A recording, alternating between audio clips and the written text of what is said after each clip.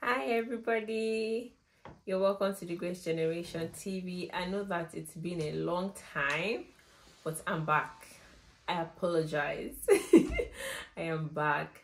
And if this is your first time on the Grace Generation TV, my name is Oluwatosin Sanusi, and you're welcome once again. Special welcome for you. Thank you so much for coming on the channel, and I hope that you go through the previous videos. I believe that you'll be blessed. I know that you're going to learn something. You're going to unlearn something. You will not remain the same way that you were when you watched, before you watched the video. Thank you so much once again. So hi everybody again. Hi. So today we're continuing the marriage series, and today we're going to be talking about something so amazing, something a lot of people don't talk about, and even me, I'm like So today we're going to be talking about what sex is not. Yes, you heard me right. We're going to be talking about sex, and we're going to be talking about what sex is not, so that it helps us to have better perspective and better understanding of what is not. And also I'll do another video on what it is, and then end that particular topic with what you can do, things helpful and practical tips and things that you can do to help your marital sex life be better, things that you can apply to actually see your sex life get better and move forward. So without further ado, let's go straight into the video. That's a pretend play. All right, first thing sex is not is that sex is not something, it's not a prized possession that you use to punish your partner by withholding it. So maybe your partner does something, maybe offends you, or there was an argument between you guys. It's not something that you intentionally say, I mean, I understand that sometimes it's circumstances because of the argument, the environment is not just conducive for sex, or mentally you guys are not even there, but it's not something that you intentionally say that I will punish you with this one today, and you just do. You know what I'm talking about now. You're like, you see now, should be come and ask me, and then you just intentionally withhold it from your partner as a punishment for something that maybe they did to you, or an argument that you guys had, or something they did not do to you. It's not something that you intentionally withhold from your partner that you used to punish them. Secondly, sex is not just some duty or responsibility that is not enjoyable. I know that it's a marital obligation to have sex, to have sex with each other, to what's that English? To reproduce. Yes, that's what I was looking for. To just have sex like within marriage and enjoy the gift of sex in our marriage. But it's not just some duty, some responsibility. I know that growing up, when they talk about sex, especially like in the kind of setting I grew up in terms of church wise, it's a bit like, I don't want to use the word old school, but we had more elderly people in the church. They'll talk about how sex is a responsibility, how sex is, it's a duty, and that sometimes it's not very helpful with your mind, in the sense that you just start to see it as, just a duty, just a responsibility that is not enjoyable. But it is not that. It's not something that is, God did not choose to punish you by creating sex. So for God to create sex, after everything God created, after creation, on the seventh day, he looked at everything and said it was good, and then he rested, right? So that's including sex. There's nothing God created out of that.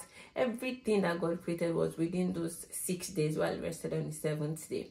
So sex is good. It ought to be enjoyable. It should be enjoyable. If it's not enjoyable, you should speak to a therapist, speak to a sex therapist, speak to your partner, because it should be enjoyable in your marriage. So it's not just some rule. God did not just think about sex and just give it as to punish you, to just stress you out, right? So that's not what sex is. And I think this in a way sort of tilts to women, because they tell women, you have to give your husband sex, you have to this, you cannot, don't deny him of sex, don't this, don't do that, a lot to the women.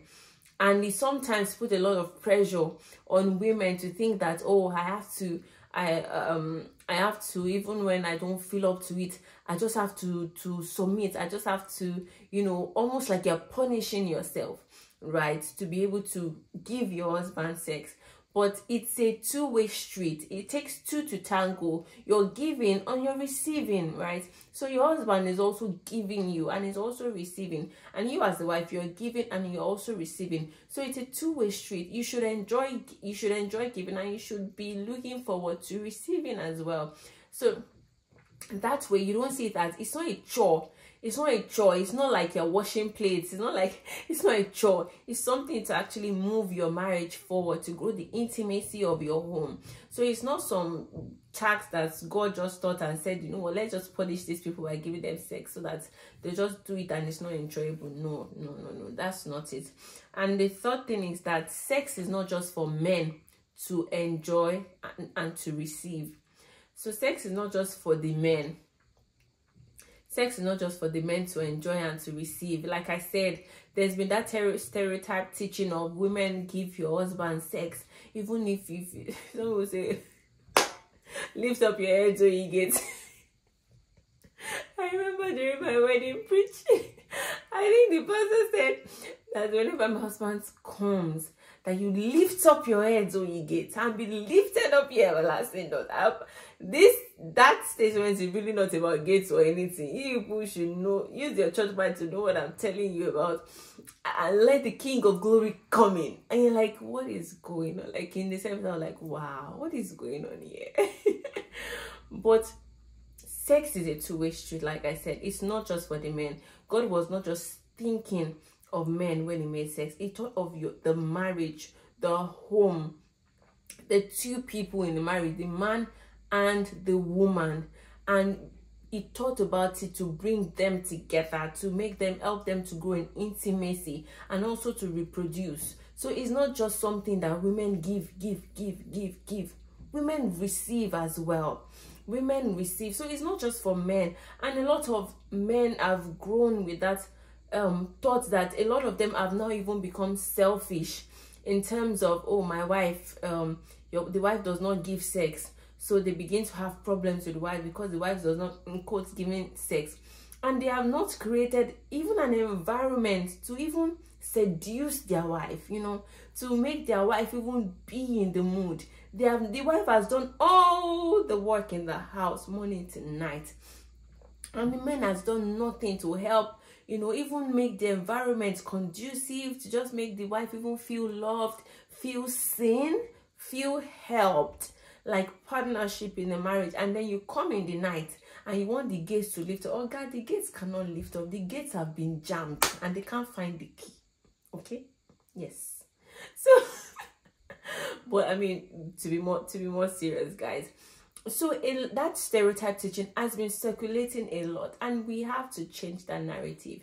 Sex is not just for the men to receive. If you're a man and you always thought that, sex is not just for it, it's for you to intentionally even give it to your wife. Give sex to your wife, let her enjoy it. If your wife has never enjoyed sex, it's not just her fault. Part of it is just as well, because what have you done to help her enjoy it, right? So work on that. So this is let you know that sex is not just for you to enjoy. And if you're a woman, think about it. If you've never really enjoyed sex in your marriage, start to think about it, like, how can I enjoy sex in my marriage? How can I begin to enjoy sex? Talk about it with your partner. Be intentional. This marriage thing is for life. Oh, it's not just 2 months and you break up. It's for life, especially kingdom marriages. It's for life. You want to be with this person for the rest of your life. You took a vow before God. So work on it, right? It won't come automatic. These are things that you have to work on, and that's why you should watch the third video I'm going to be doing, how to make it better. I'm going to be sharing some really practical tips. It will help you. So the fourth thing that marriage is not is that sex rather is not, is that sex is not always perfect and effortless. And again, this is to buttress a part of what I've just said. It's not perfect. It's not a great enjoyable sex. It's not just going to fall on your lap. It's not even dished, right? It's not just going to be like, oh, this will dash them a little sprinkle of it. No, it's something that you have to work on. For sex, there are good days and there are not so good days. right? So, but to intentionally have more good days in your sex life is what we want, right? So there are days that is perfect, everybody is in it, and there are days that it's not as, but when you have those perfect days, you know, the things that you're looking forward to, like, oh, what happened today? And then you talk about it, you look for ways to get better, just like how you do review and assessment. You do your review and assessment of this as well. Talk about each sex, especially the ones that were not so good. Okay, so what didn't we do right that did not make it as nice and even nicer than the last one we had that we couldn't stop talking about, right? So it's not always perfect and effortless. You have to give yourself grace and you have to keep talking about it, but don't have that mentality that every time you have sex is going to be perfect and it's going to be effortless. Don't do that to yourself, okay? It's too much pressure. And you know what, the sex you have now is not going to be the best sex you're going to have ever. Do you know that? That is so refreshing. It means that it keeps getting better, it keeps getting better, it keeps getting better. So you should look at your sex life in the next 1 year and it should be much better than this year, okay? So another thing that sex is not is that sex is not only physical. Sex starts from the mind. It starts from the mind. Sex is not just physical, it's not just about the body. You need to have romance to the mind as well of each other. Your mind has to be in it, because when some people, when they're having sex, when they're thinking of the stew that they want to prepare, how they want to garnish it, how they want to soak chicken, how they want to marinate the chicken, no. All right, so your mind, it starts from the mind, and that's why men are encouraged, because women are not just, from women, most of sex is in their mind, right? The body is just, the physical is just a fruit of the readiness of their mind. So if a woman's mind is not there yet, that whole thing is just going to be blah, okay? It's just going to be blah blah blah blah blah. Right? So sex starts from the mind, so it has to be intentional. You have to both feed your minds, right?